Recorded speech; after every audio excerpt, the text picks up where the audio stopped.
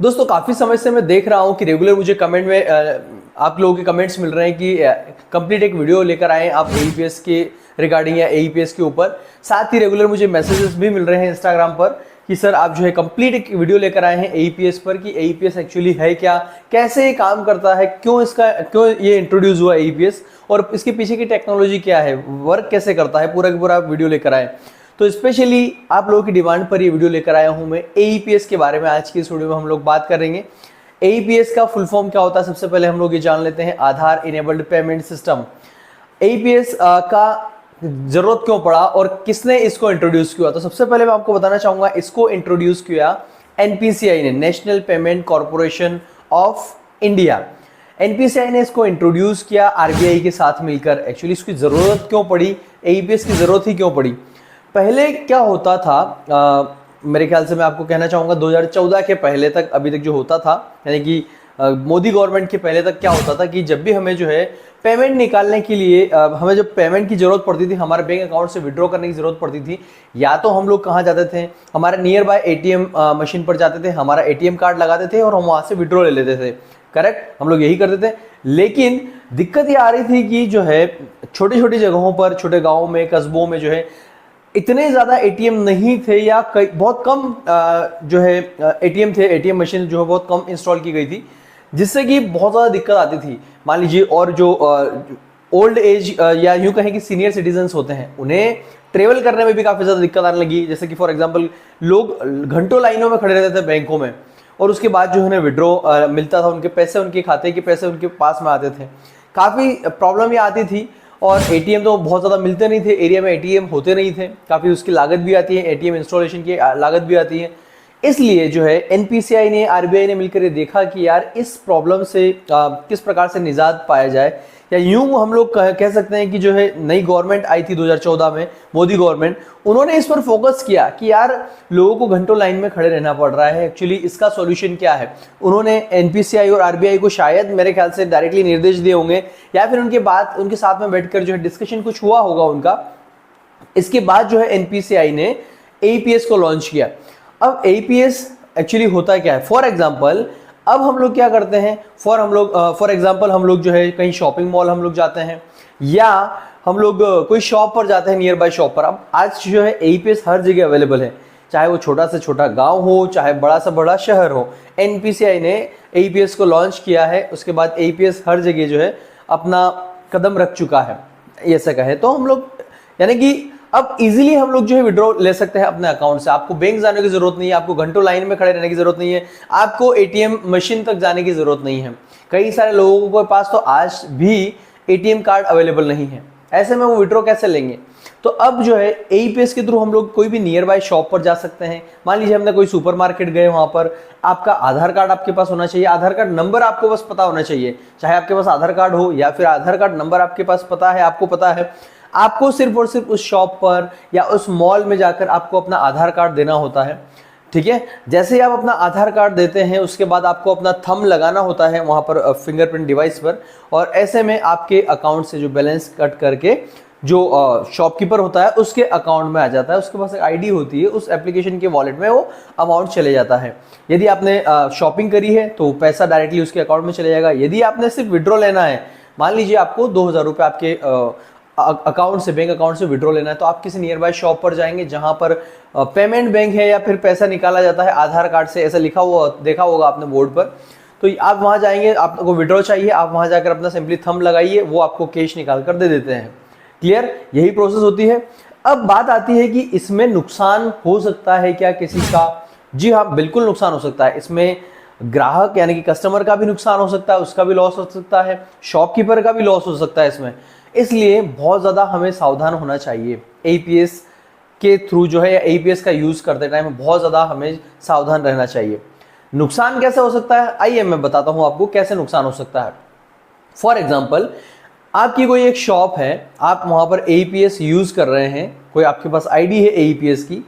अब मान लीजिए कोई कस्टमर आता है आपकी शॉप पर, कस्टमर की नीयत पहले से खराब होती है। फॉर एग्जांपल वो आपकी शॉप पर आता है, आपसे कहता है कि मुझे जो है 2000 रुपये विड्रॉ करना है। आप बोलेंगे उसको कि आइए इस आपका आधार कार्ड नंबर दो, आपका थंब लगाओ और उसके खाते से, आप उस कस्टमर से खाते से 2000 रुपये कट होके आपके आईडी में आ जाएंगे, आपके पास आ जाएंगे, आपके अकाउंट में आ जाएंगे। ठीक है, अब आपने उसको 2000 रुपये दे दिए, क्लियर हो गया हिसाब। लेकिन मान लीजिए वो कस्टमर की नीयत खराब है, उसको आपको बदनाम करना ही है, तो वो वहाँ पर शोर शराबा मचा देगा, हल्ला मचा देगा कि मैंने जो है 1000 रुपये निकाले हैं, लेकिन ये भाई साहब ने, ये दुकानदार भाई साहब ने 2000 रुपये निकाल लिए मेरे खाते से, यानी कि मुझे 1000 रुपये ही मिले हैं कैश में। मैंने 1000 रुपये दुकानदार को बोला था निकालने के लिए, लेकिन इन्होंने 2000 रुपये निकाल लिए, मुझे 1000 दिए, 1000 इन दुकानदार भाई साहब ने रख लिए।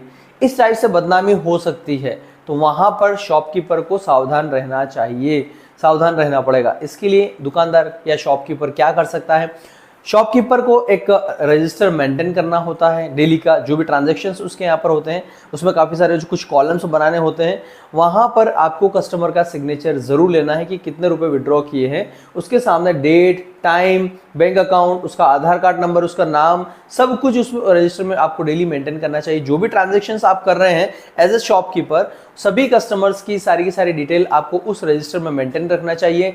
साथ ही आपको उस कस्टमर का सिग्नेचर जरूर लेना है, अदरवाइज आप सेम डे नहीं तो 2 दिन बाद भी आप फंस सकते हैं। कस्टमर 2 दिन बाद आकर भी जो है हल्ला मचा सकता है, शोर शराबा खड़ा कर सकता है, फालतू की, मतलब यानी कि बदनामी एक टाइप से हो सकती है आपकी। इसलिए ध्यान रखें कि कस्टमर का सिग्नेचर जरूर लें, किस टाइम पर आपने उसका विड्रॉ लिया, कौन सी डेट को लिया, आधार कार्ड नंबर, ठीक है, उसका नाम, मोबाइल नंबर, सारी की सारी डिटेल आपके पास होनी चाहिए। इस बात का ध्यान रखिएगा। क्लियर हो गया।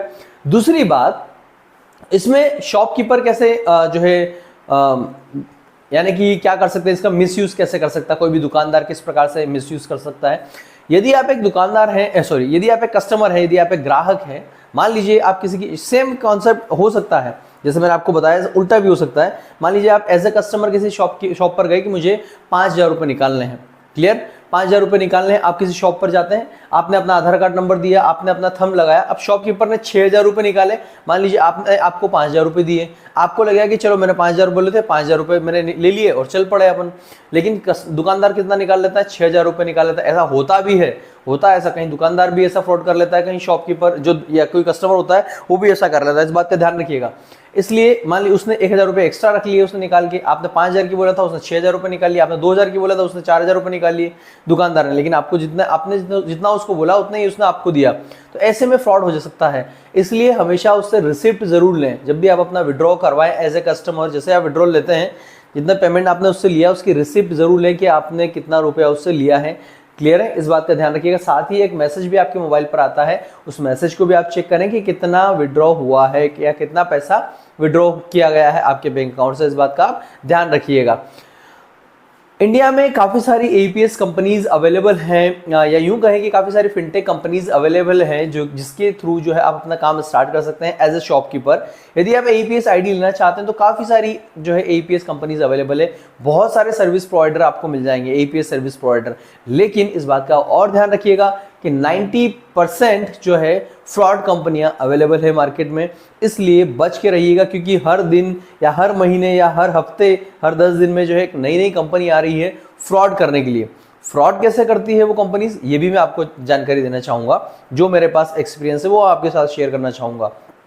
मान लीजिए कोई एक फ्रॉड कंपनी आई मार्केट में, किसी ने कोई XYZ नाम का कोई पर्सन है, उसके दिमाग में थोड़ा सा कुछ खुरापाती आइडिया आया, उसके दिमाग में थोड़ा सा चल रहा है कि यार मुझे फ्रॉड करना है या जो कुछ भी वो पैसा कमाना है। बहुत सारे लोग करते हैं। 90% फ्रॉड कंपनी आज मार्केट में अवेलेबल है। इसलिए ध्यान रखिएगा कि कोई भी कंपनी के साथ में जाने के पहले आप 10 बार सोचिएगा, बहुत ज़्यादा रिसर्च करिएगा, उसके बाद ही आप वो कोई कंपनी के साथ में आप जुड़िएगा या उसकी एईपीएस आईडी लीजिएगा। अदरवाइज बहुत ज़्यादा आप रोने वाले हैं। इस बात का ध्यान रखिएगा।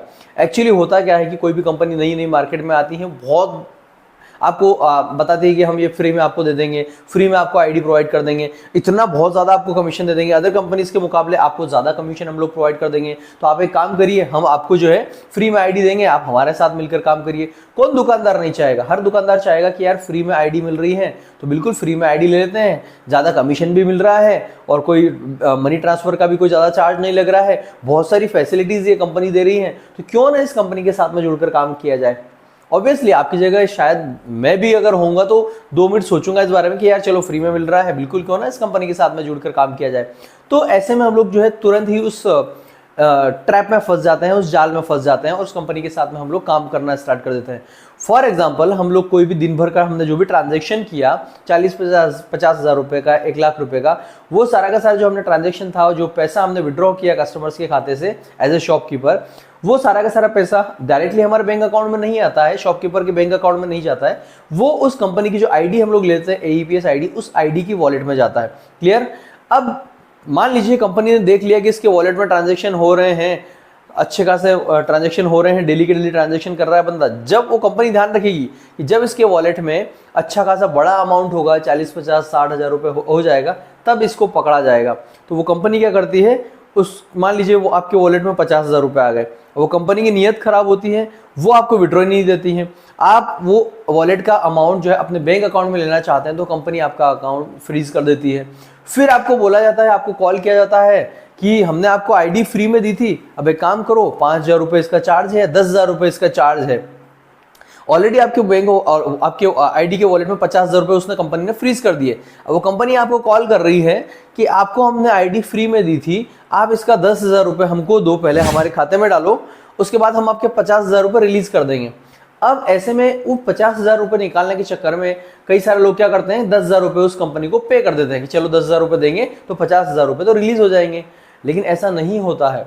होता क्या है, उल्टा 10,000 रुपये भी वो कंपनी ले लेती है, बैंक अकाउंट में डलवा लेती है कि भाई 10,000 रुपये आईडी का चार्ज हो गया, और वो 50,000 रुपये फ्रीज करके रखें, बोले 10,000 रुपये तो हो गया, अब ये 5,000 या 10,000 रुपये और डालो, कुछ और रीजन बता देते हैं और उससे फिर से अमाउंट लिया जाता है, और 50,000 रुपये नहीं छोड़ते हैं, वो कंपनी के पास में ही रखा जाता है। वो धीरे से बाद में जाके वो कंपनी कॉल रिसीव करना बंद कर देती है, फोन उठाना बंद कर देती है, उधर से गालियां देना स्टार्ट कर देते हैं कंपनी कस्टमर केयर वाले। तो इस बात का आप ध्यान रखिएगा कि हर किसी नई कंपनी के साथ में बिल्कुल भी ना जुड़ें। किसी भी कंपनी की आईडी लेने के पहले आप 100 बार सोचे, 10 बार सोचे, 50 बार सोचे, 200, 1000 बार सोचे कि यार कौन सी कंपनी बेस्ट रहेगी हमारे एरिया में, क्योंकि हर स्टेट में एक पॉपुलर कंपनी होती है जो कि अच्छे से काम कर रही होती है, उसका कस्टमर सपोर्ट अच्छा प्रोवाइड करते हैं वो लोग। तो ये रिसर्च करें, थोड़ा सर्च करें, रिसर्च करें, सोच समझ कर जो है पैसा इन्वेस्ट करें, फ्री के पीछे बिल्कुल भी ना भागें। कोई कंपनी, मैं ये नहीं बोल रहा हूँ कि फ्री दे रही है इसका मतलब फ्रॉड करेगी ही करेगी, लेकिन थोड़ा सोचे समझे आपके एरिया में कौन सी कंपनी अच्छे से काम कर रही है, वो थोड़ा सा आप सोचे समझे रिसर्च करें। यदि आपने मेरा टेलीग्राम ग्रुप अभी तक ज्वाइन नहीं किया तो इसी वीडियो के नीचे डिस्क्रिप्शन में मैंने लिंक दी हुई है, आप ज्वाइन कर सकते हैं। साथ ही यदि आपने मुझे अभी तक इंस्टाग्राम पर फॉलो नहीं किया है तो स्क्रीन पर आपको मेरा यूजर नेम दिखाई दे रहा होगा इंस्टाग्राम का, वो चेक कर सकते हैं और मुझे वहां सर्च करके फॉलो कर सकते हैं। इस वीडियो में फिलहाल इतना ही। वीडियो आपको कैसा लगा मुझे कमेंट में जरूर बताइएगा। फिर से मुलाकात होगी हमारे नेक्स्ट वीडियो में। Thank you very much. जय हिंद, जय भारत, वंदे मातरम।